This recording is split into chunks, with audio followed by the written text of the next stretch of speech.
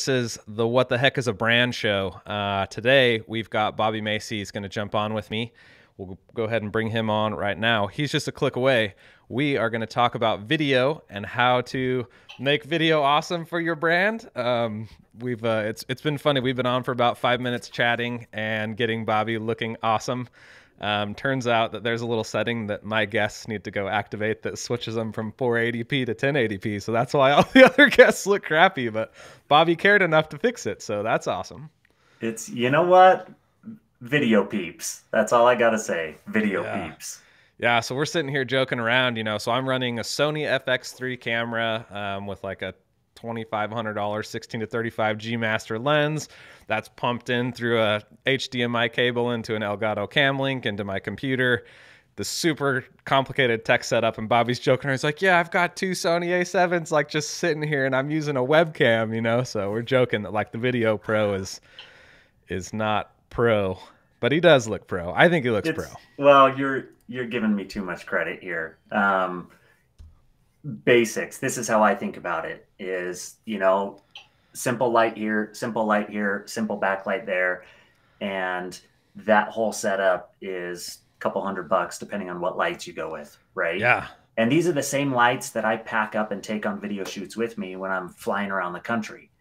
And so when I'm home, I'm just using them, and, they're nice because they're two-toned and you can get some yellows and some whites. And I'm like, okay, it's pretty basic, but it's better than that $30, $50 ring light that goes above your webcam.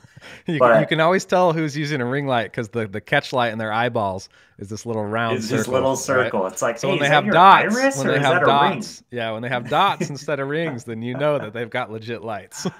Yep, I love it. But then the other thing that I laughed about is it's like, I don't know. We build out our studios, and I was telling you this before, but maybe somebody's interested in this. It's like I do video. Like I charge people a significant amount of money to do video. Like I just had a client that was almost 100K, and we did 6 videos for him. Right. And this is a healthcare client that is massive. Right. And yet in my own studio, I'm rocking my MacBook webcam.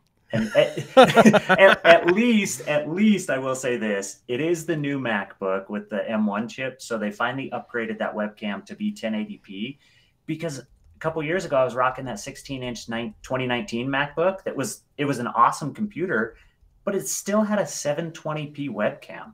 And I'm like, what are we doing here, guys? That's bad. Yeah. Yeah. It's crazy. And I mean, with COVID and the way the world has gone, right? Like, looking good on video now, because we're on video so much, like it gives you such a leg up, right? So like if you're job interviewing or whatever, and you can jump in a video and like blow everybody away as far as like how good you look, like it goes a long way. And like it shows this next level of effort and capability, honestly, to like what you're capable of producing, that like really sets you above competition. So it's definitely something to think about.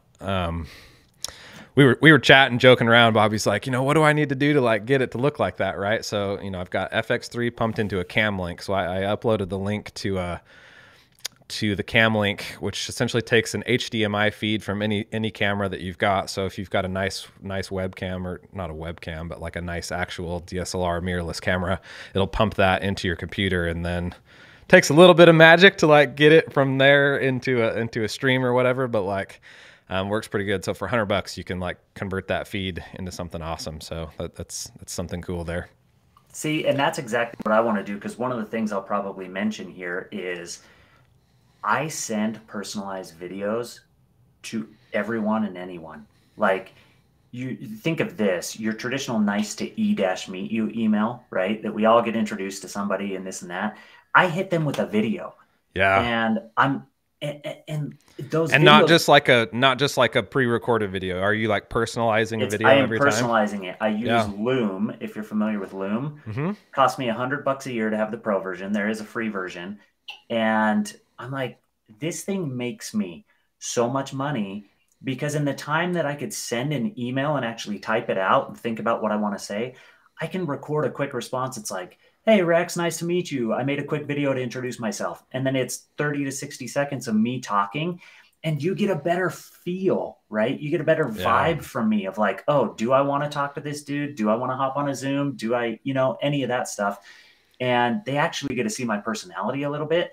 So I use this for intro emails. I counsel people to use this when they're applying for jobs Hmm. and they're hitting that manager with like that first email that's like, hey, I'm interested in this position, da da da da. Here's why I think I'd be great. It's like it's just different when you have video, right? But then it's like seeing your setup now. I'm like, dude, if I can look like that every time I send one of these Loom videos, I will blow minds. Like the concept in and of itself already blows some people's minds because they don't expect that, right? Yeah. Um, but then you're taking it next level with your visuals there, and it's like, man, yeah, Yeah. So, I mean, when we talk about video content and really setting your brand apart through video, one of the things which kind of led to why my studio is this way is like the speed to creation, right? So I feel like in a lot of videos, certainly like you're doing videos like out in nature and stuff too, right? Which is awesome. But like for me, and I think I see a lot of videos with you in that same exact spot with the brick behind you, and like that's yeah. your set, right? Like this is my set. It takes me less than 60 seconds to like turn this all on, right? Like I reach up, I flick, I'm trying to get my hand like in the frame. I reach up, I flick my camera on, I turn one light on here, one light on here, one light on there, one light back there. I can do the one back there from a button. I guess I can do that one from a button on my phone too. So it's like one, I guess I can do all three of these lights now that I think about it. I run around and like push buttons, but like they're all, phone controlled. So I could just one button on my phone and flick my camera on and I could be up and running and recording a video, right? So a lot of times I think people see video as this barrier to entry, right? Oh, I gotta get a camera out and I gotta record it onto an SD card and then I gotta bring it into my computer and then put it in Premiere and then edit it and then export it and then get it from my computer to my phone and then post it, right? Like that is a tech stack. Oh And yeah. I'm not doing that, right? No. Like it's too much effort. So for me, like 60 seconds to have my capture set up, I open up OBS and I record directly to OBS. Now like it makes me cringe just a little bit because like you're not getting your 422 10-bit color and you're not getting all of this stuff to like color grade. But like if I can 60 seconds have an idea, record that in a video, and then be able to post it to LinkedIn immediately from my computer, like that is massive value to me. So huge. I love the principle that you're describing here, which is like, hey, am I, well, let me backtrack. One, you're talking about pre-setup to look good in 60 seconds, right? And sure, you probably invested hours getting your studio to look like that and a decent amount of money for the professional lights, the professional audio, this, that, etc. Now, not everybody's going to go to those lengths, right? And when you're talking about OSB and some of these other things, a lot of people are going to be like, huh? Like what? 10-bit color? Like what's that? Color grading? Post.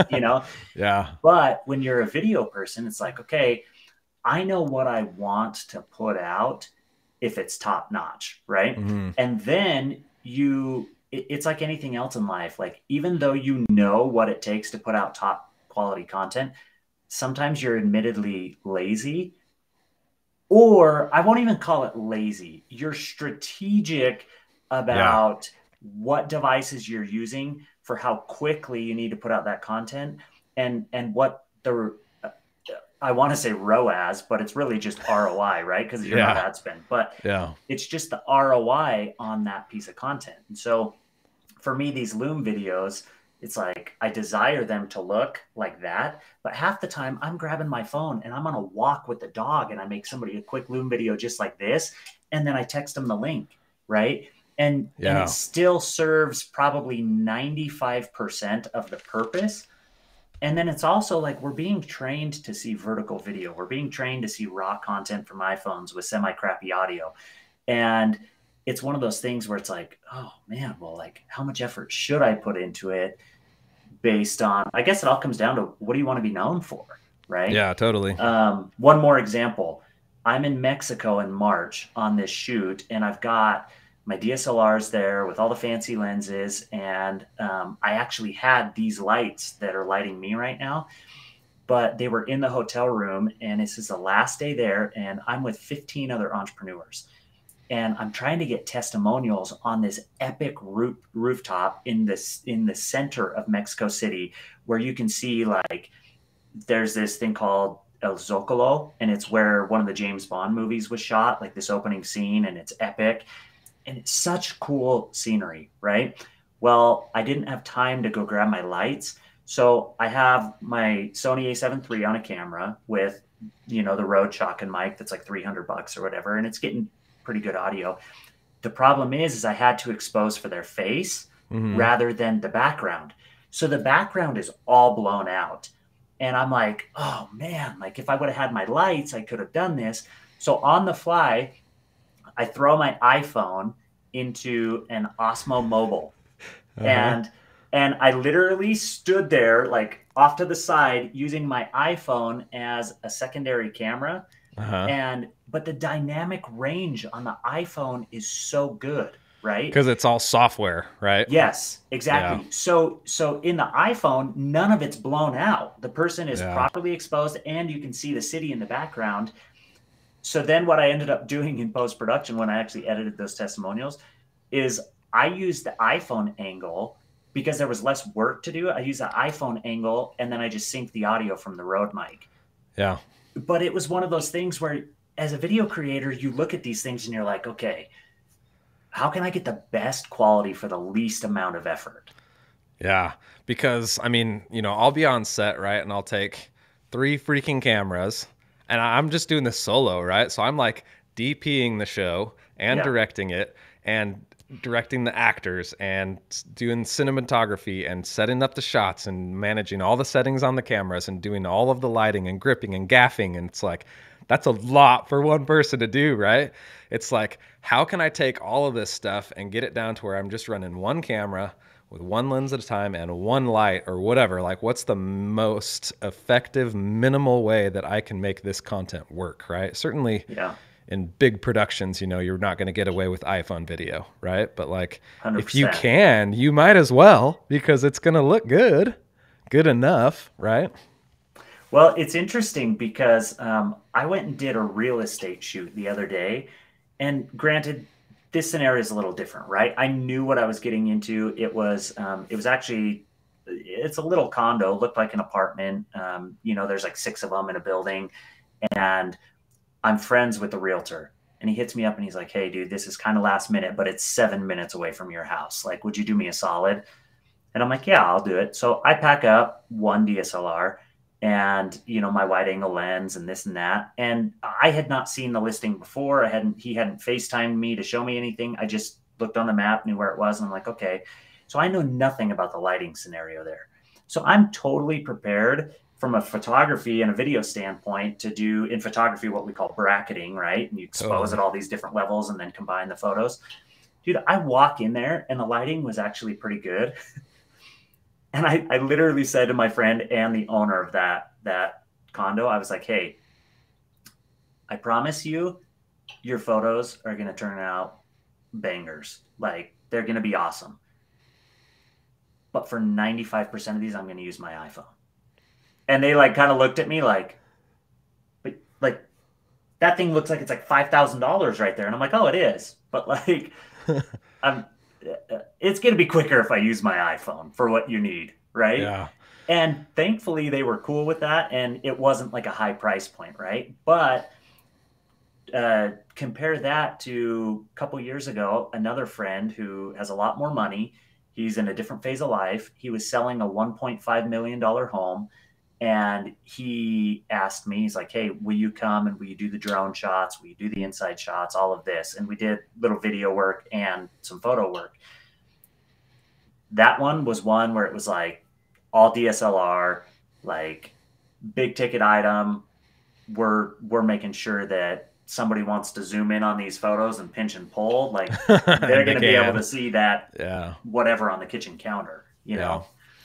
Yeah. So, I mean, I think we're both kind of touching on this, like, it's almost like it's a brand play, like, I know what I want it to look like, but what can I get away with that's on brand enough to like not slog me down in that creative process? Because like high level production, like I think people don't realize how much effort goes into like high level production versus low level, right? And like if you're making content for TikTok or for Instagram Reels or YouTube Shorts or whatever, it's okay to make that on your cell phone, you know? And Yeah. it's hard for someone who's got all this or, you know, everything that you've got to like choose to use $1,000 cell phone instead of $20,000 worth of video equipment to make Yep. a banger video. But at the same time, just the speed to market is important sometimes. So yesterday, Peter McKinnon posted a YouTube video about Instagram and how, you know, he used to grow on Instagram and now every week he's losing like 2,000 or 3,000 subscribers, followers on Instagram. And just kind of like lamenting of like, oh, the good old days of Instagram when it felt organic and community Yeah. based and awesome, right? And now he's like joined the club that I've been in for years of just like losing followers.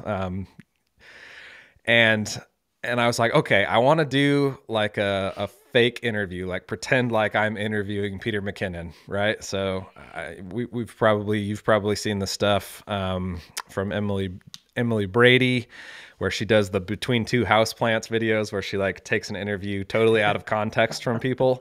I was trying to be less humorous than that, I guess, where I was just kind of like pretending like Peter and I were talking about Instagram.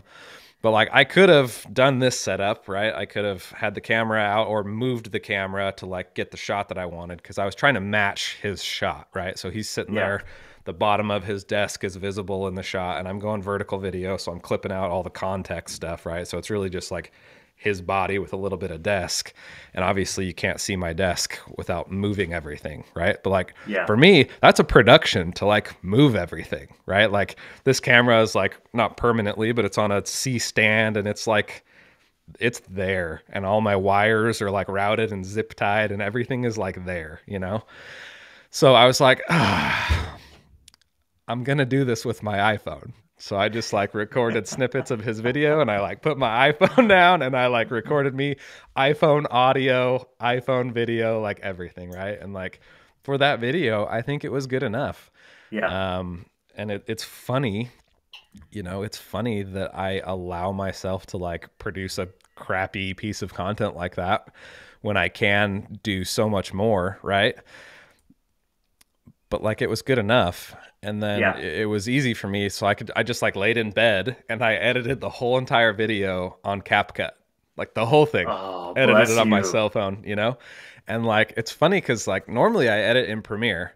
So it's this professional video editor and I'm sitting there on my phone, cuts, effects, sound design, everything on my freaking iPhone. I'm like, what am I doing? Like, this is so ridiculous. Whew. But like, I did it in bed and I was tired and whatever, you know? Yep, we all make those sacrifices. It's I actually joke with myself. Some people might like this, so I'll show you what it looks like. There is an app that I use. I pay $180 a year for it, and it's called Video Easy. Mm. And this thing is really interesting. You can upload your own video. So like I could film from a DSLR with nice depth of field, lighting like Mm-hmm. your setup now, or I could film from my computer, save it QuickTime, airdrop to my phone, whatever, or I could film from my phone, right? You film, you upload it into here just like you would any other app or video editor. You then have an option to select something called jump cut. And this thing will take all of your video content. It used to cap you at 5 minutes. I don't know if it still does, but a lot for Mm-hmm. short form content, this is money.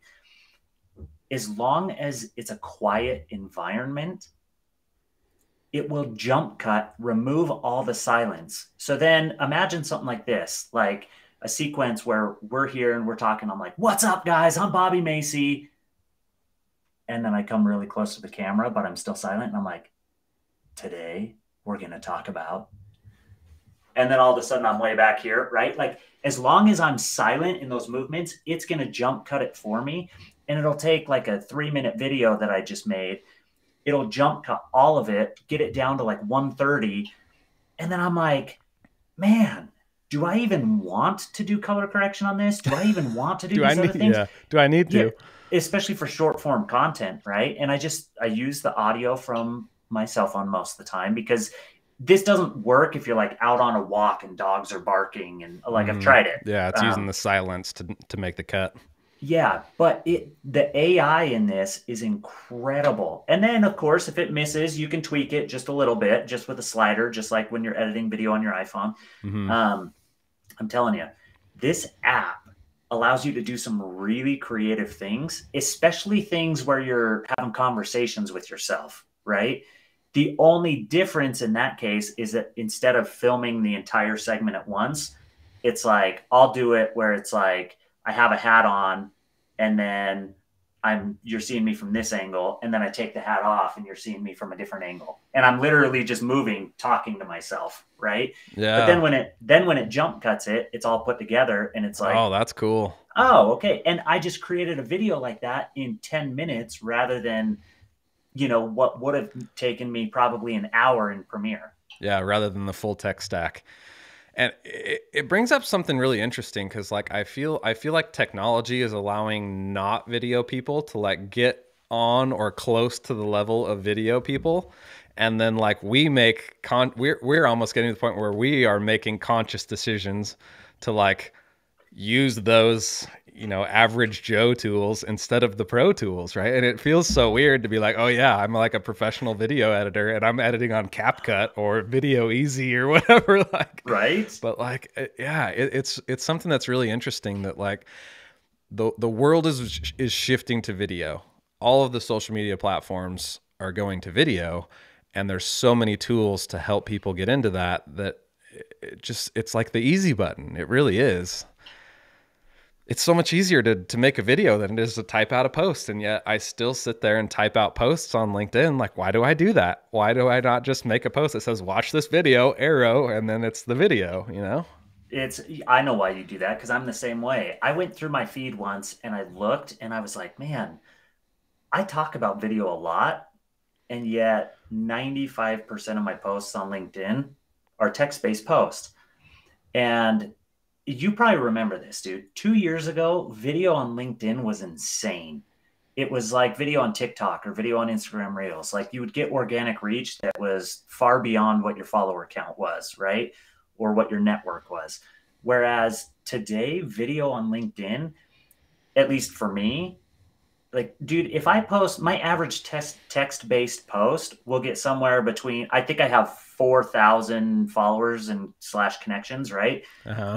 My average post will get somewhere between 3 and 6,000 Wow. in views. Yeah, that's and good. so it's like, hey, cool, this is great, dude. I throw up a video and we're talking like 1,200 on a good day. And so it's one of those things where I'm sitting there and I'm like, LinkedIn is not favoring video like it once did. And therefore, I've actually started to share less video content on LinkedIn. But then I have this internal battle as the video guy, right? Totally, where I'm like, totally. I want people to see me on video because video does 3 things, I think, for a personal brand. It does, you have a text-based post and people have to try and understand your voice, right? And you may not be a remarkable copywriter. Now you are, but the average Joe may not be a remarkable copywriter. And so copywriting's limiting to you at that point.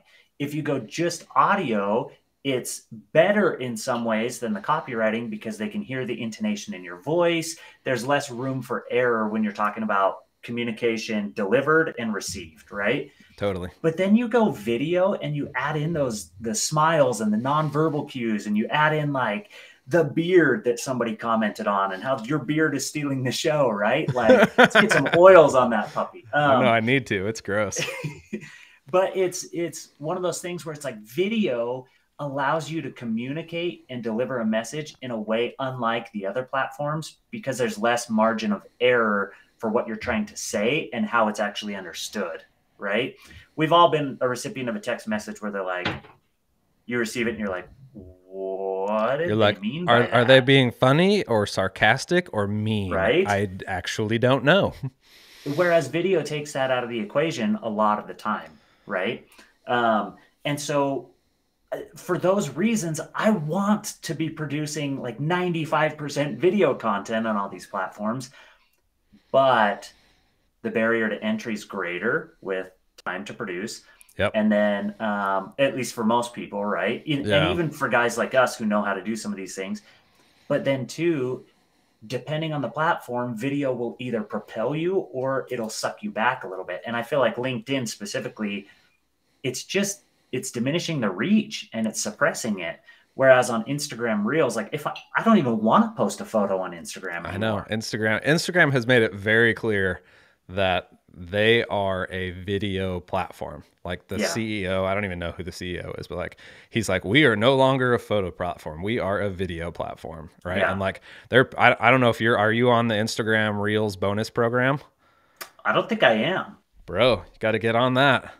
I'm making cash money on Instagram right now. Are you really? Yeah. Okay, dude, give us the download Okay, so because here's the download. So I mean, I have a long. You have to watch that video that I posted earlier, but like, I have a long history of love-hate relationship with Instagram. But I worked in the firearm industry for a long time, yeah. and for those of you watching that don't know this, like firearms are very demonized on social media platforms. So I have this firearm account on Instagram called Max Effective. And at one point I had 30,000 followers, right? So like not a ridiculous amount, right? That's To like solid. be like a legit influencer or whatever. But like, yeah, I mean, that's 30,000 people that chose to like, I like that guy. I want to see him more, right? So like substantial. It's now down to 15,000. Like Instagram has cut my follower count in half over the last year, maybe. So I've been like really disenfranchised, like, screw this platform. Like, I'm not going to do this anymore. Like, I just subscriber count down, down, down, down, down. Right. So frustrating. And then all of a sudden they're like, hey, here's a little carrot. Here's a little carrot creator, Rex. Like, you want to create on the platform. So it's called Instagram Reels bonus program. And you kind of have to get invited. And I haven't figured out the requirements to get invited yet because I started a new channel for, my new business. Yeah. And I so far have not been invited, even though I have several reels with 20, 30,000 views. So I can't quite figure out, and I can't speak definitively on like how to get invited. But you go into your settings and you go into creator and you click bonuses. And let's see, I have to activate a new one. So it's like a month-long period. And okay, so I just activated the new one, but the previous one. So right here, this is the Reels Play bonus. And again, like I'm not even posting a ton of Reels. So this is like maybe 5 or 6 Reels worth on my Max Effective channel. And I made $100 last month. Interesting. For like 5 or 6 Reels. You went to settings, and then what did you go to? Yeah, so here, I'll just kind of, well, this is obviously not going to be ideal, but got to get my face out of frame. There we go. Yeah, there, now it's in focus. Okay, so you just go to your profile, top corner, and then settings. Uh-huh. And then mine is, I switched mine to a creator account because I wanted to use all the good music. Yeah. So anyway, I switched to a creator account instead of a business account, but you go creator and then bonuses, and that's how I get into it. So interesting. yeah, and I've tried to figure out how to get my new account like on it, and apparently you just like have to wait and get invited or something. I don't know. But if you've got an Instagram account and you want to get paid for making reels and you have a decent following, I mean, it's probably somewhat like follower based. I imagine it is. If you want to make some money on Instagram, like go check that out. But it's called the Reels bonus program. See, I hadn't even heard of it. And so, but everything I'm doing on Instagram right now is it's like even my personal profile is set up as a business account because I wanted the insights, right? Yeah. So for me, mine have been business accounts forever, right? And I love having the insights. But when you're a business account and you're making reels, you can't use like most of the popular audio tracks. Yep. But as a creator account, you can. So I just switched mine to creator accounts because whatever, like I'm not actually doing business on Instagram. Yep. So switched them to creator accounts. I can use all like the popular music on my reels, and it's like, yeah, gangbusters. So it's fun. Oh, I love that. That makes so much sense because I'm onboarding a client right now where they're in it's called Arthritis Knee Pain Centers. And we just started their contract at the beginning of this week. So I've been creating social content for them all week, right? And we do 2 YouTube videos a month. And then we do, I run their TikTok, I run their Instagram, I run their Facebook, I run their Twitter, and I'll post to their company LinkedIn page and kind of help their executives get involved on LinkedIn strategy, right? Long story short, they didn't have half these platforms. Like I had to go set them up from scratch. Wow. And it's 2022, like seriously. Yeah, but I mean, these guys are so busy running radio and TV and this and that. Like they finally had a new marketing director come in where this guy was like, hey, we need organic social, and that person can partner with our paid social, vendor to really come up with a solid strategy. And so anyways, they're just now for the first time ever doing organic social. And it's an interesting thing because on the one hand, I'm like looking at this and I'm like, man, I had to set them up and I chose to set them up as business accounts. Right. Mm-hmm. And I mean, technically they are a business and it makes sense. I mean, for you and I, it makes more sense to be creator accounts, right? But for business, like you probably ought to be a business. Yeah. But it's one of those things where just yesterday I went to post an Instagram reel, right? Because I am giving them mostly video content. I got to post an Instagram reel and I'm like, man, all this music is lame. Yeah. And because you're getting slapped with all the corporate crap. Dude, I didn't even think that there was a difference between actually the music. And it makes so much sense. It just hadn't crossed my mind. Right. Yeah. Yeah. So for those who are just tuning in or are still watching with us, Bobby and I are talking about creating content, specifically reels on Instagram or YouTube shorts or TikTok videos, right? And when you're posting that type of content within the app natively, you can add music from the app.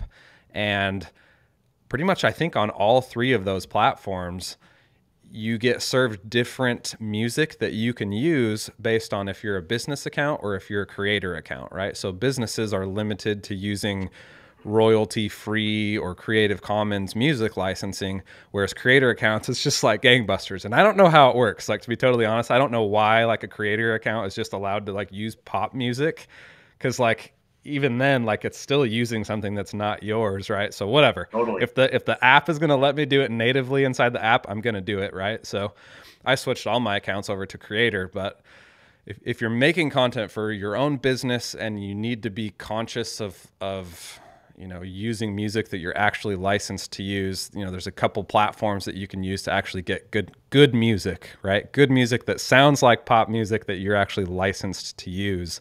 I actually subscribe to 2 of them, and I think I might get a 3rd one, which is crazy. But I use Epidemic Sound and Artlist, and I've been thinking about getting MusicBed. So it's like it seems crazy to have access to all of those, but like. But again, like that's another layer of difficulty to produce content, right? Because I'll make my reel. Two things on that actually. So when you're talking music for reels, there's 2 factors that come in: speed again, and then I actually forgot the second one. That's the benefit of talking while you're thinking. But like oh no, I remember. So there's speed and ease, right? It's way easier just to pick a song from the platform and let it go, right? Versus like going to the platform, finding a song you like, downloading it, adding it to your video, syncing it, all that, right? It's much easier just to do it in platform, right? But the advantage that you get from using in platform video, or the advantage you get rather from using in platform audio or music, is that those songs can help your video go viral, right? So if you're using a song that's popular in your video, that's going to help that video get seen, versus if I pick a super baller video track from Artlist and I put it into my video and it's like the perfect song for the video, when I upload that, Instagram's going to see that as original audio. Yep. And guess how many videos are going to be posted with that original audio? 1. So it's not going to give you that same benefit as like, oh, there's been 50 million reels created with this audio and you're a part of that kind of like wave that's using that audio. It's like, nope, you're 1 of 1. So I try to do a mix of like actual original audio and then, kind of writing some of that trend audio. Well, you're smart because it comes down to, like, for me, if I'm ever sharing something that I do for a brand where we went into Premiere, we edited this, we pulled music from those same places, whatever, and we edited to the music, like 100%, I'm just going to share that, right? And but there was one on Instagram Reels that went at least viral in my feed, and it was the voice of Thor, and everybody was like, they were throwing an object, and then they would just reverse the video, and then the object would fly back to them, and it was the sound of Thor catching Mjolnir, Uh-huh.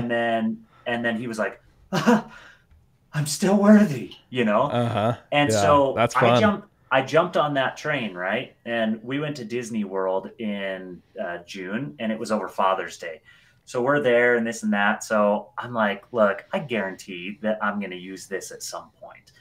So I bought one of those like $200 lightsabers that are totally like your inner child dream, right? You, To have a you know you lightsaber like wanted it that. anyway. Dude, of course I wanted it. I will never deny that I wanted it. But I'm like, man, like my kids are over here, like wanting these stuffed animals and this and that. My wife's like, yeah, I just don't know exactly what I want, if I want anything. And I'm sitting there, I'm like, hun, can I go drop $200 on that lightsaber? Right? It's a business expense. It's 30% off. Right. And so then I bought it, and it's actually upstairs. My kids like to play with it, so I don't have it right now. But I did that same reel, tying this all back together. I did that same reel with that same audio, even though it was Thor's voice and it was a lightsaber instead of the hammer. I literally have a Thor hammer right there. I don't know if you can see it the way that this is cropped, but I did this, and it's like, yeah, right on my shelf, right there. I've got a Thor hammer prop, but I did it with a lightsaber, and I timed it so that I turned off the lightsaber right as I was releasing my throw. And so then when it came back to me, it looks like I just catch it, and you don't even see my thumb turn it on, right? But I synced it with the audio. Dude, I have like 1,200 followers on Instagram, and that video popped up to like 9,000 real quick. Yeah, that's And cool. I haven't checked it recently, but it's one of those things where it's like the audio, using Instagram's algorithmic audio, right? I guarantee that's what boosted that. Yeah, for sure. And like that, it was interesting, right? It wasn't just Yeah. like whatever, right? Like you actually put a little bit of effort into making it that next level of awesome. And I Yeah. think as content creators, that's something that we need to be conscious of, is making good content that stands out rather than just like me too content, right? Like certainly you can do both, but definitely having good content has a better chance of achieving what you are trying to accomplish with your video. I know that kind of to this point we've been talking about like going viral and getting lots of views, and the funny thing is like the best way to go viral is just to make generic content, right? Because if you want a lot of people to like it, you have to be very general and very generic, and that's not always the best thing to do, especially if you're a brand, right? If you're an Yeah. influencer going generic and just trying to get as many whoever in the world followers that you want is not a bad idea. But if you're a business or a brand, like you don't need some random person that's not even a potential customer to be liking your video or interacting with it, right? Well, I mean, that wouldn't hurt, I guess, liking and interacting, but like I've got a couple videos on my new Rex Allen, just my personal kind of creative page that have 20,000 views, right? And I still have 40 followers. So it's Yeah. not like those views are translating into anything monetarily connected or business driving or anything, right? So you have to be careful when you're creating content that you're not chasing virality, and that you're really making stuff that will resonate with your audience, with your ideal customer, and really being strategic about what you're doing. Well, I love a few things that you said, because the marketer inside me, before I turned video guy, I was a marketing. I always worked marketing jobs, right? And it's always been kind of multimedia content production, photography, video, writing, this, that. I worked for.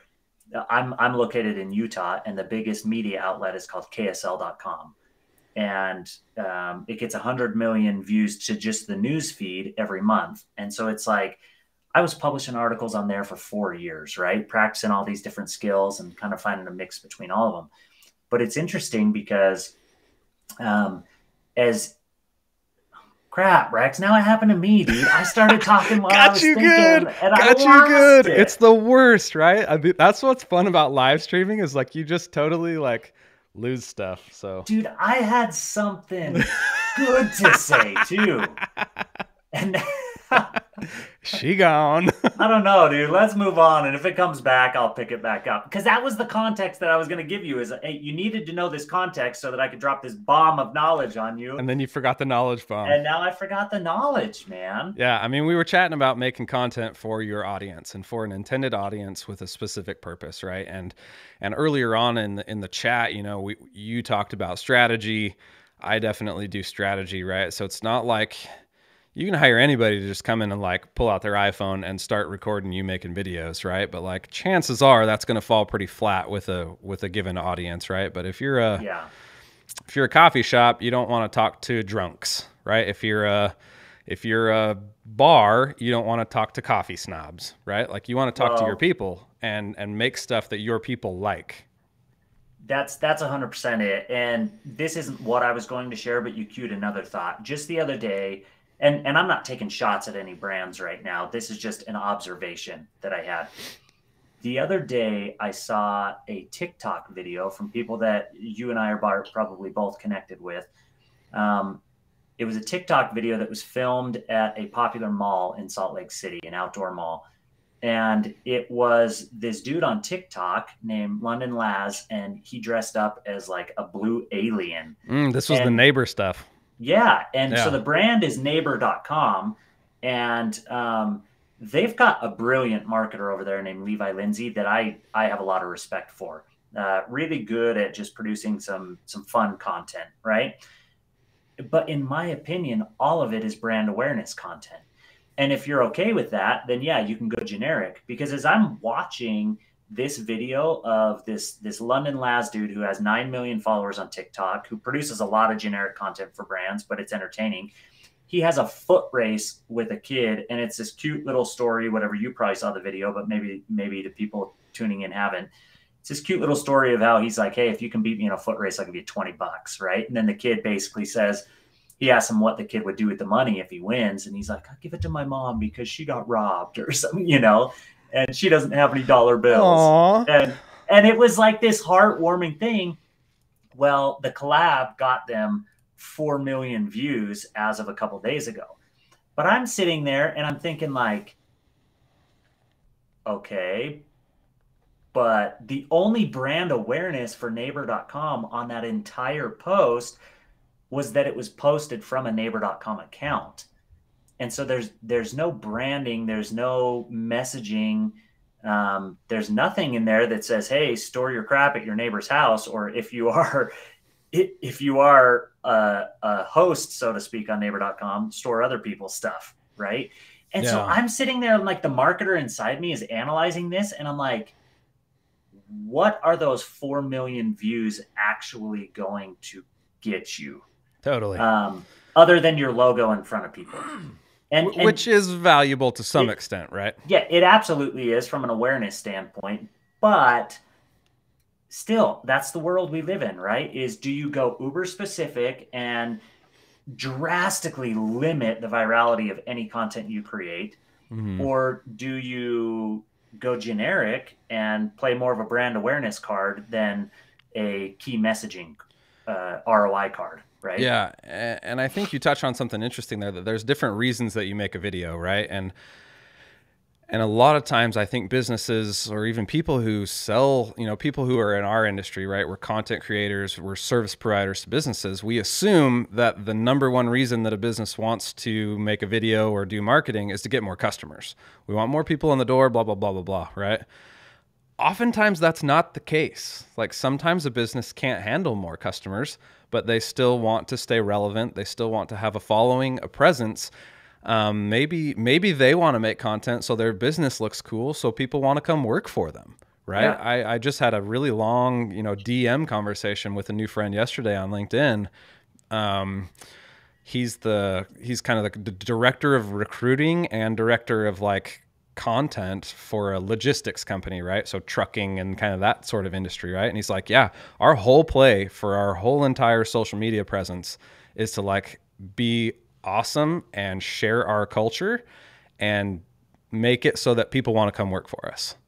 You know, so when you are someone who's serving businesses, don't just walk into that conversation thinking that they want to hire you so that they can get more customers, because there's a chance that that's not what they want, right? So if we bring that kind of back into the neighbor example, right? Blue alien dude, foot race with a kid, heartfelt, warming. It's funny. It's shocking because he's a blue alien guy, right? Like that's a brand awareness play, right? But if that's part of a larger strategy, which I would assume that it is, you know, Neighbor's got some incredibly talented people. I'm actually like, the guy that I go to church with is like brother-in-laws with like the CEO of Neighbor. So I've actually had like a video chat with him, which was cool, right?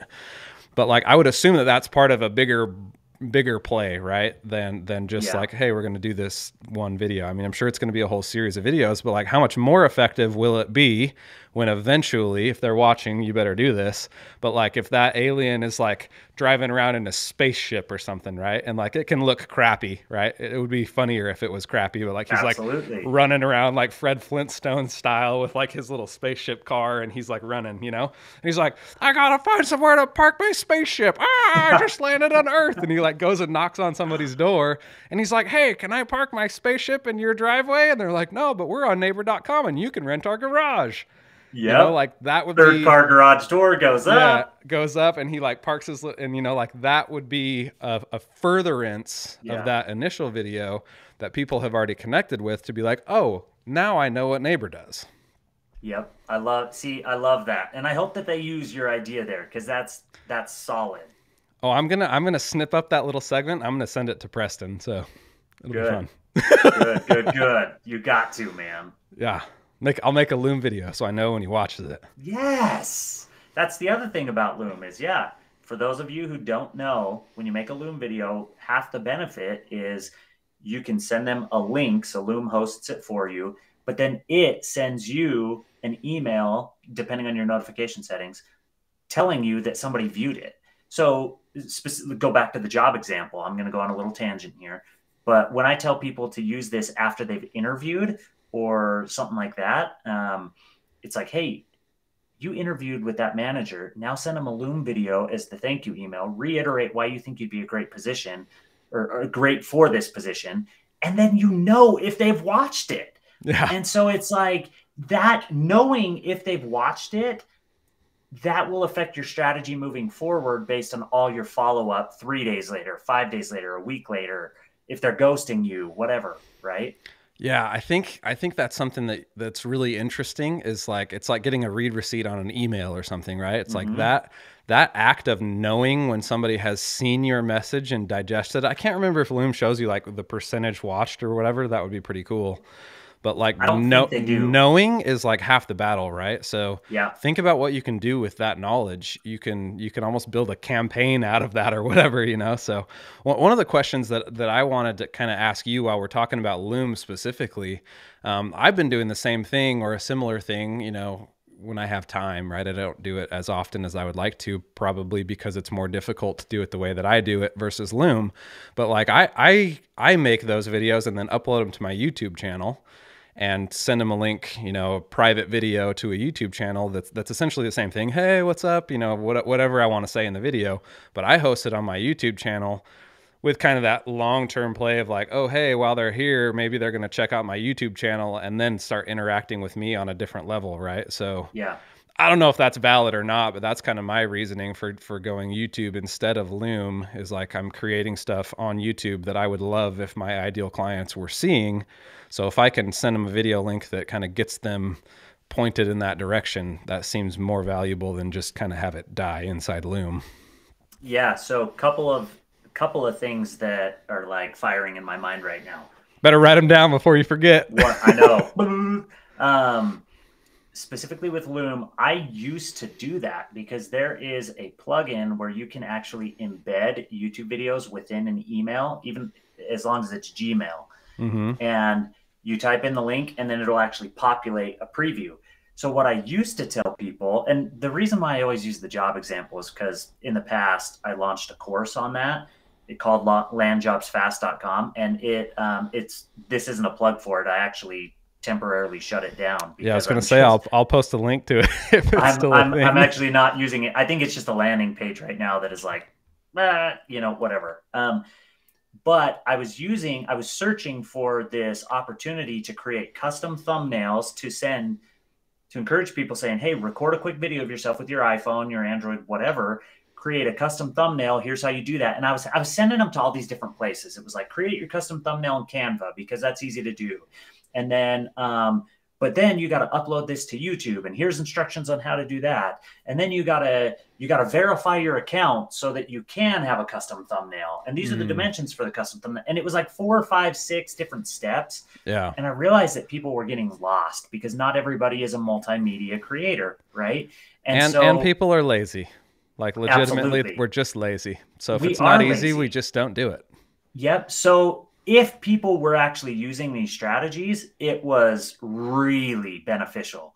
But, and I had testimonials on that from a lot of people. But then after I actually shut down the course, I found Loom, and I was like, are you kidding me? Like, the reason I use Loom is a couple things. This YouTube route, I really like what you're saying about them potentially watching some of your videos, this, that, etc. The only downfall is depending on it's not even yours, it's their YouTube settings. If they're not YouTube Premium, they'll still get ads on your videos. Yeah. And I deal with this with my Macey Media YouTube account because that's where I post a lot of portfolio work.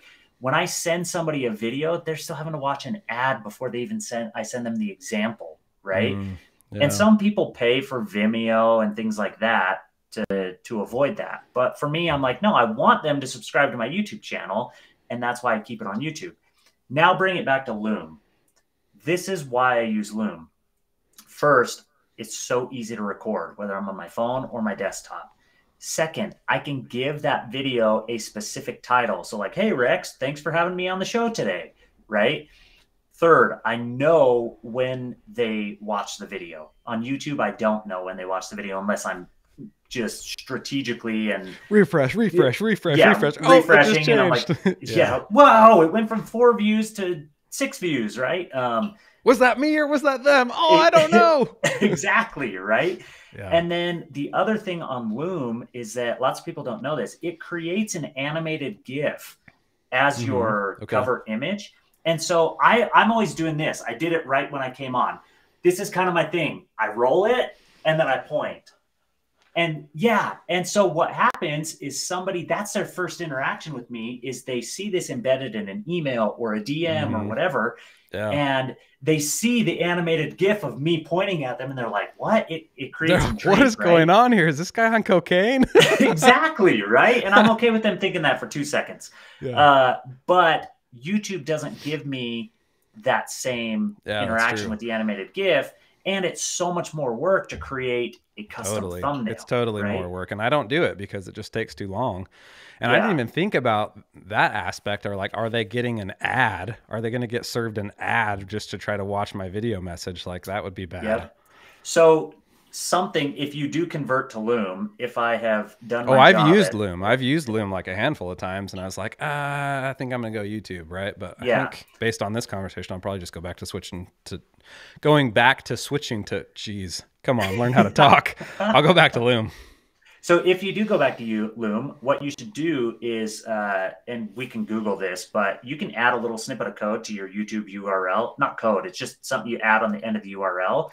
And you could leave a comment on your Loom video when you send it to somebody that's like, hey, by the way, if you want to see other, if you want to see my portfolio, click here.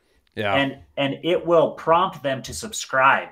They will. Oh yeah, I've got that. One click, I've got that link. Yeah. It'll prompt them. It'll take them to your channel and pop up a subscribe button. Yeah. Yep.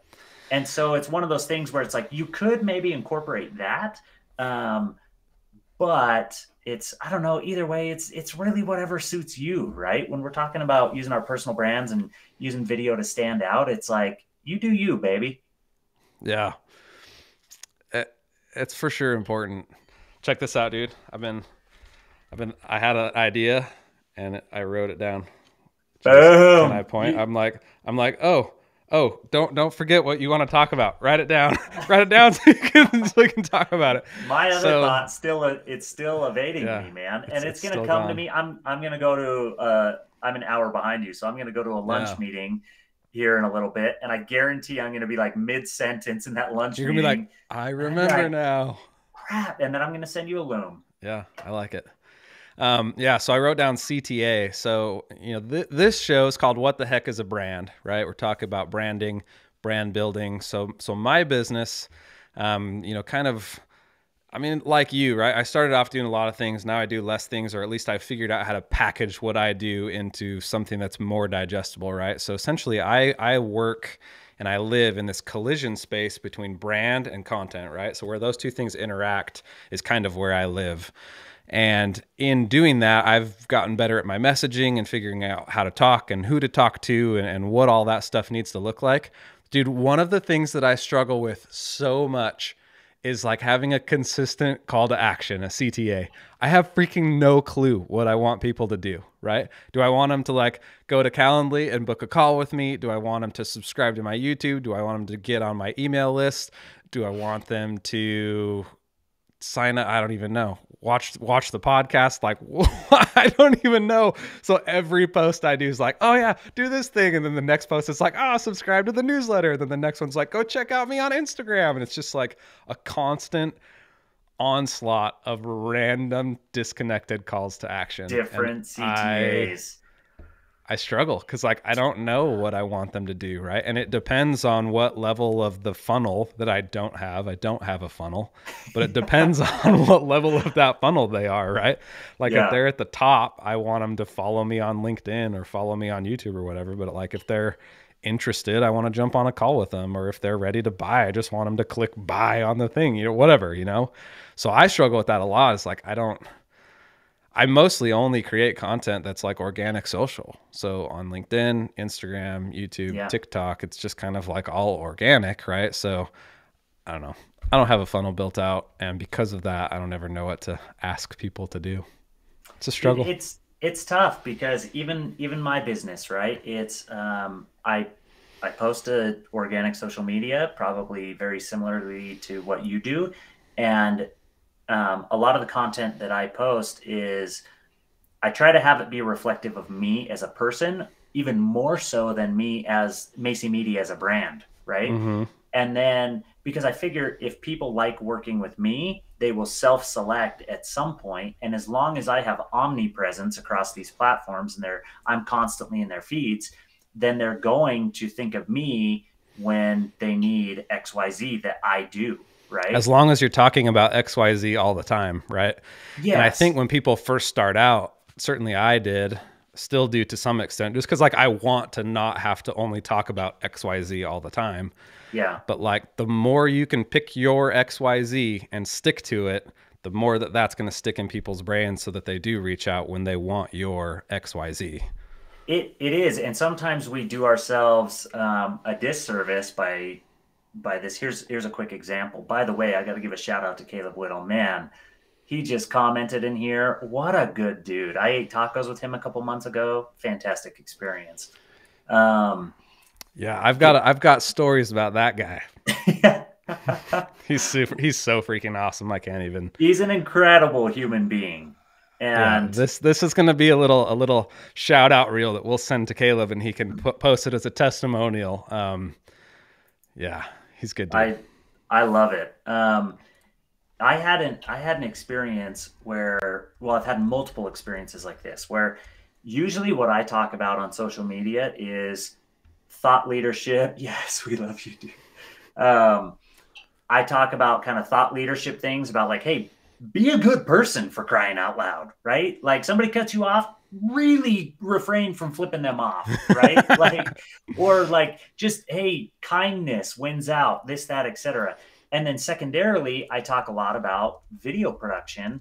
But what people don't know about me, if they haven't known me for more than 5 years, well, more than 3 years, I have a whole background in content marketing. I'm a better content marketer than I am video producer, editor, etc. Yeah. I prefer to tell stories using video for the reasons I explained earlier. The way that you can capture the full message in a video is just different than just copywriting or just audio. And that's why I love video. But it all comes down to, I've had people literally bypass me. Like, they'll be in a conversation with me and they'll be like, hey, do you know anybody who could help me with organic social? And I'm like, Yeah. I'm about ready to throw on my headphones. I'm like, me? Right? And they're like, oh, like, but I thought I didn't realize you did that. And I'm like, okay, I'm not talking about, as sometimes you can isolate yourself too much, right? Yeah. And so it's tough. Yeah, it's really hard. Just the other day, I'm doing this like business page challenge on LinkedIn to try to like actually get a semblance of traction on my business page. It's not going well, by the way. I love the honesty. But I'm doing this challenge with a guy named Steve, and he recently started his own company, Fractional CMO LLC, on LinkedIn, and we're both kind of doing this business page challenge where we try to post every day for this month. And for the first half of the month, I was pretty good, and now it's sloughed off a little bit because I'm just like 3 people's worth of work busy right now. But anyway, I'm losing the thought, but I'm gonna get it back. I feel you getting it back. You and Scuba Steve. That's so bad. Like mid-thought, it just like runs away. Business pages. The blessings of live streaming. You said your posts were kind of tailing off, but you wanted to post all month. Yeah, so we're doing business page challenge, trying to post. Dude, it's gone. Did it have anything to do with CTAs and with kind of this idea of direct focus? No, it's gone. Well, it's like you literally can send me a video later. Yeah, and that one was like a slow trail off too. I like felt it. I'm really tired. I pulled like 3 all-nighters this week, so that's probably why. But like I felt that crap trailing off, and I was like, it's gone. It's Dude, gone. That happens to me when I'm at church sometimes, and I'm like raising my hand and making a comment, and I'm like, hey, all of a sudden it's gone, and I'm like, crap. Yeah, mental fortitude on no sleep is a thing. Oh yeah, maybe that's it. We were talking about niche versus specialization. It was on that vein. Let's see. Yeah, it's gone. It's gone. Well, Caleb, we appreciate you, man. Even if we got an audience of 1 right now, you're making us both feel really good. Caleb is definitely skilled at that. It was so good too. I was so excited for whatever that was going to be. And then you fixate on it and you're like, nah, what was it? But it's just not going to come back. The further you get away from it, it's gone. So I have a question for you, because I feel like a lot of people want to know this question. And obviously with your story, you switched industries and you have this incredible skill set with video and brand storytelling and helping, brands connect with their audiences. Walk me through this, Rex. You decide, because I have my own version of this, but you decide one day that you are going to shift industries and go out on your own. How do you go from 0 to 60? I don't know. I'm only about 20 right now. You're still on the on-ramp? Yeah, I'm still like trying to get it started. No. I mean, yeah, so interesting. So I think in year 1, I made more money on my own than I did ever as an engineer, and that's like 13 years into an engineering career. And then I quit that, and year 1, I'm like doing better because there's lots of costs associated with that too, getting a video production studio up and running, right? But like, as far as like dollars into my life, more than what I ever did as an engineer, right? So like, that was like, oh, this is kind of cool. Like I could get on board with that, right? But for me, it wasn't just like over the night, like I'm just gonna like randomly, flippantly just like throw away an entire career and start doing something else. I just realized that I enjoyed doing this type of creative work much more than I did the creative work as a design engineer. And as an engineer developing consumer products, essentially, I mean, guns and firearms and silencers are still consumer products. They're just expensive ones. But like in designing stuff, I was constantly talking with marketing teams like, hey, you know, what features do you guys see in people that they want? Or how are we going to launch this so that people want it? So I got to participate in a lot of that storytelling process that our marketing teams would go through to develop the products that we were selling. And I was like, those freaking marketing people get to have like a bajillion times more fun than we do. You know, so like that, I mean, honestly, like that was a part of it. I was just like, okay, I can either like be in my dark dungeon, which I'm in a dark dungeon still, but like you're sitting there like, but it's a well-lit dark calipers, dungeon, so you know, like all this stuff, you know, engineering work is very technical. And in an engineering project, you know, if you go from inception to launch, there are phases of that project that are very creative. They're very, you know, you're ideating ideas, you're prototyping, you're printing things, you're trying concepts. It's very fast, very fun, very creative. And I realized that I really enjoyed that aspect of an engineering project way more than the other engineering stuff, which is like 90% of the project.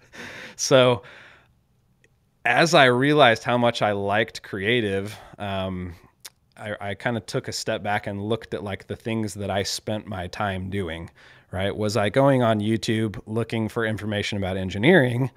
The answer is no, I was not. I was looking at how to make videos. I was looking at photography tutorials. All the people that I followed were all these creative types, and I just resonated with those people way more than like awkward engineers that are like, hey Bobby, how's it going, Bobby? And they'll look like anywhere but like at you, you know? Yeah.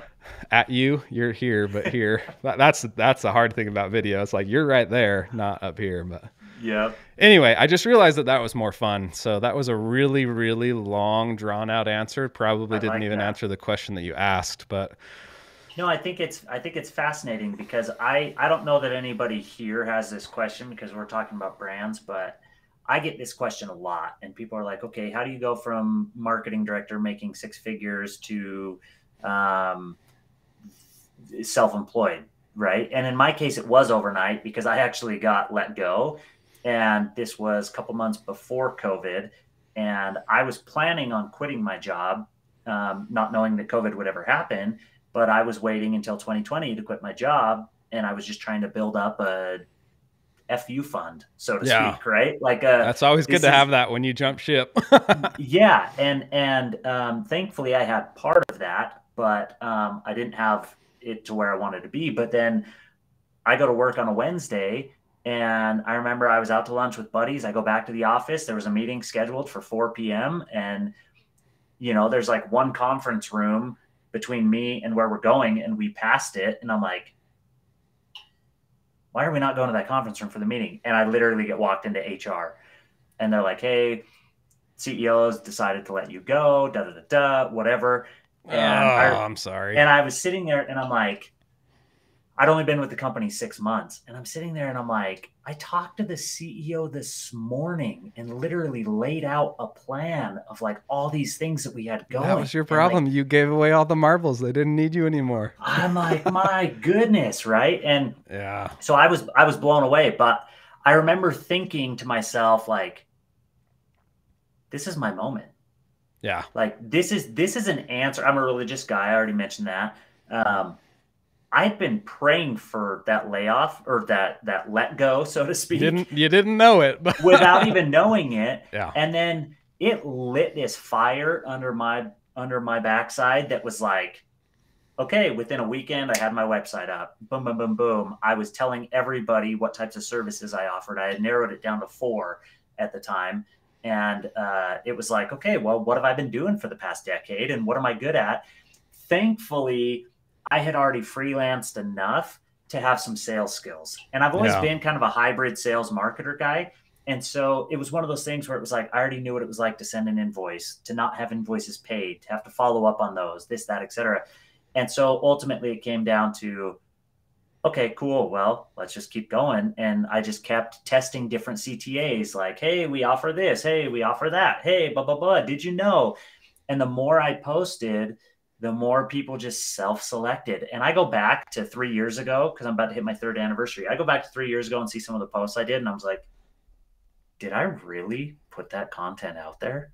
Right? Like even 3 years ago, it feels to me like it was crappy content, but at the moment it was good enough, right? Yeah. And we paid the mortgage. But so if anybody out there is wondering, like, how do you go to be like a Rex or a Bobby, where you go from working corporate to then starting your own thing, to then being corporate and having employees,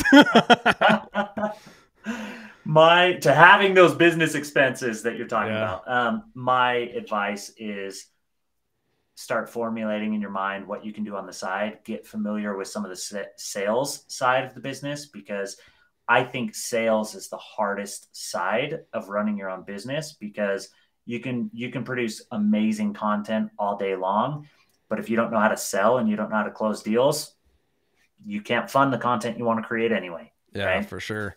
And that's probably something that I left out, you know, in my journey, you know, similar to you. Like, I moved out here to freaking Missouri, you know, to work for a company. I got fired 4 months in, bought a house here. I mean, I'm like stuck in Missouri. I don't know freaking anybody. This is like 2019 December. So like 3 months before COVID, right? Same thing as you, right? I'm like, what the freak am I doing here? People still ask me, like, all my network is in Utah. And they're like, why are you in Missouri? I'm like, I'm freaking stuck here. Like, I can't leave. But like, when that happened, I think I kind of had that similar thing. Like, what the freak? You know, I was even less prepared. Right. Yeah. So I was like, I guess I'm going to start my own company. And like, so I had quit my job to move here. So like, I still, you know, fortunately kind of like ended on good terms. So I call him up. I'm like, dude, you'll never guess what happened. You know, the CEO of the company, I just got fired. He's like, what? I'm like, I know. So he hired me back like that day. So I worked remote for like 1.5 years, right? You know, kind of with the understanding that like remote wasn't going to be forever, but like I had this huge engineering project that I was doing. So it was like, I knew what my future looked like. I knew that what I was doing was important for the company right then, but I knew that it wasn't going to be forever, right? So I was like, okay, I've got stability for now. It's kind of got this like undetermined, but like it's going to end date. So what is my next step, right? And as that, you know, as I started to feel like that was coming closer and closer to an end, you know, they hired a director of engineering to replace me when I quit and all that stuff, right? Like, I saw the writing on the wall 6 months before that ended, and I was interviewing for engineering jobs, right? I was like, oh, I'm going to go get another job. So I'm interviewing in Washington and in Nashville and up in Wisconsin. You know, I had like 3 companies really far along. I had 2 job offers. I was like, all right, we're going to move again. And then like my wife and I just talked, and I'm like, hey, I kind of like have this weird feeling that like I should not get a job. Is that weird? And she's like, yeah, kind of, but like, it's weird to my parents who are expecting you to provide a living for me. Right. You know, but she has been incredibly supportive, and I had freelanced a little bit, you know, because I knew that that wasn't going to last forever. So I was spending my nights doing freelance work, not engineering, because non-competes and all that. Right. So that was another reason for the shift, is like, I couldn't freelance doing what I was good at because I was always under a non-compete. So I couldn't do engineering work. So I was doing marketing work. I was building people's websites and going on video shoots and all this stuff. And I was like, hey, I think I like want to quit engineering and like do this creative stuff. Like, that's weird, huh? And she's like, yeah, but let's go for it, you know? So we did not have FU money. We had like no savings. Yeah. And I just did it, right? So it came time to quit again. You know, number 2, I got the ultimatum, like, hey, you got to move back to Wyoming or like not really work with us anymore in this remote position, because we want everybody here. And I was like, I quit. And I just did it, dude. And good for you, man. Yeah. I mean, it's not all, I don't want anybody that's watching to think it's all sunshine and roses, because it's not. Engineers definitely do not know how to sell anything.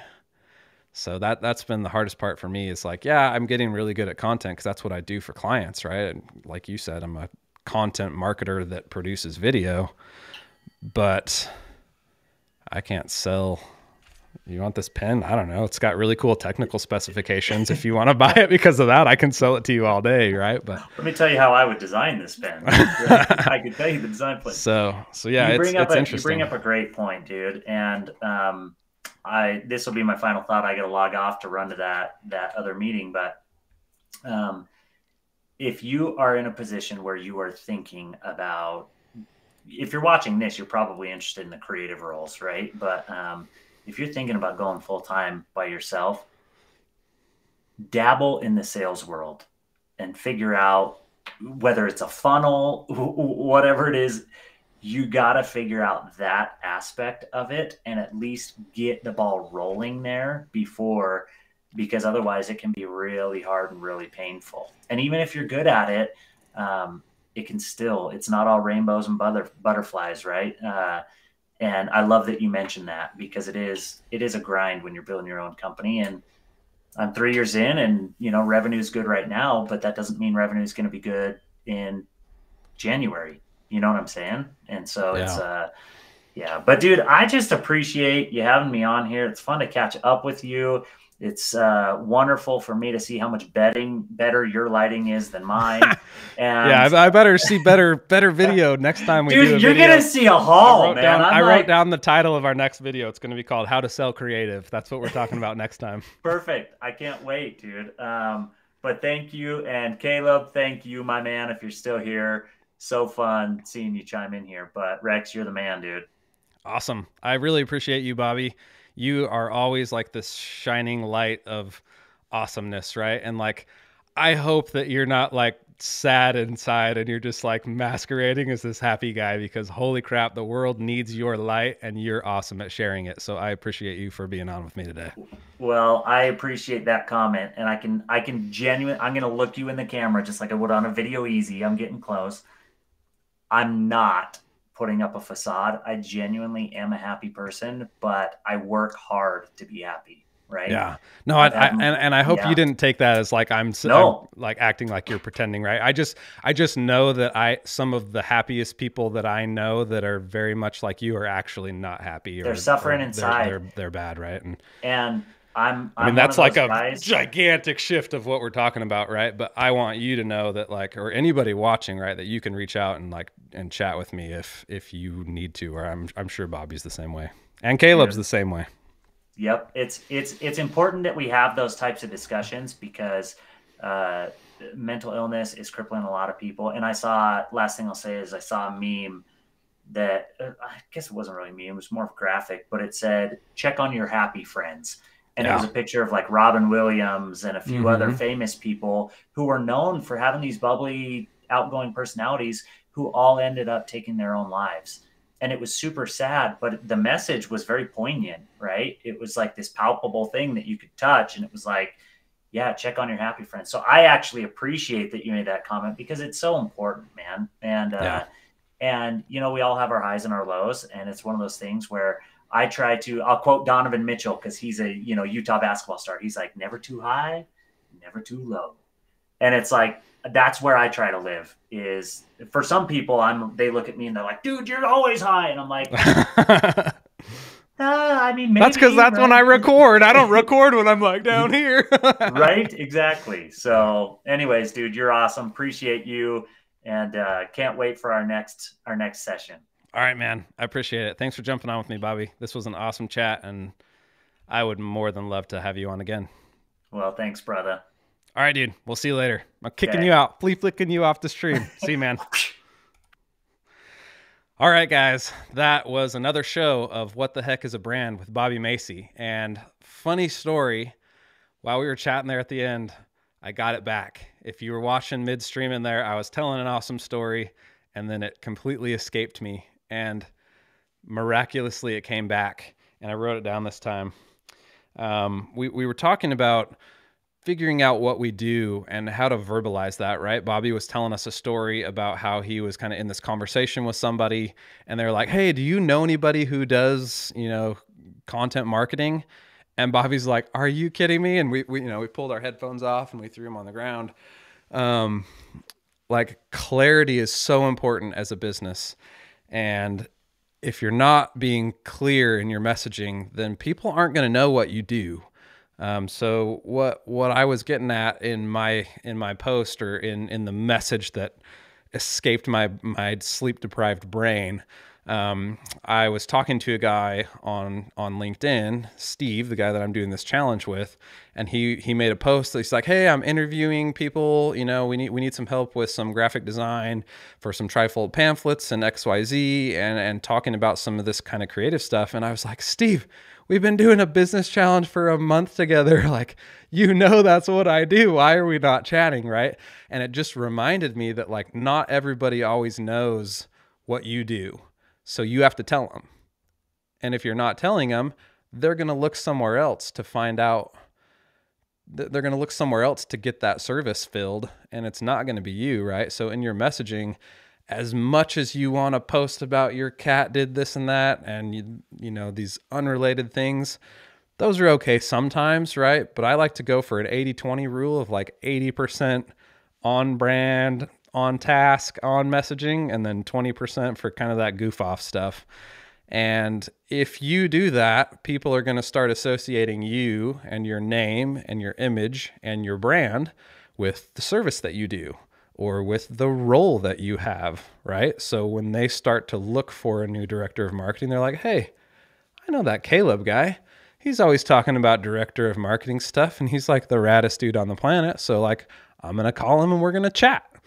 So that's probably the biggest standout thing for content marketing as a personal brand, is just becoming known for the thing that you do, so that when people need that thing, they can come find you.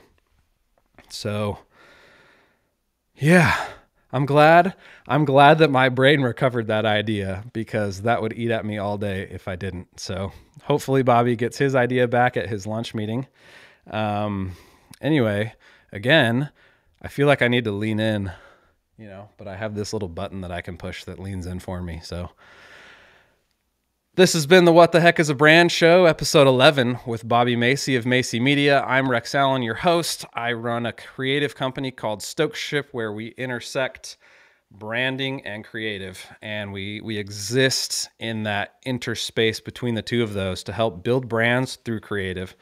And if you need any of that kind of stuff, hit me up, hit Bobby up. I think the links to our LinkedIn, I think I posted it like the very beginning of the live stream. So anyway, I'm super stoked that you guys are still here with us. And yeah, we are going to go ahead and bounce out of here. I hope you have a good Friday. And I don't have a good sign off. You know, Bobby's got his little, I don't have a thing. Need a thing. Caleb, help me figure out a thing.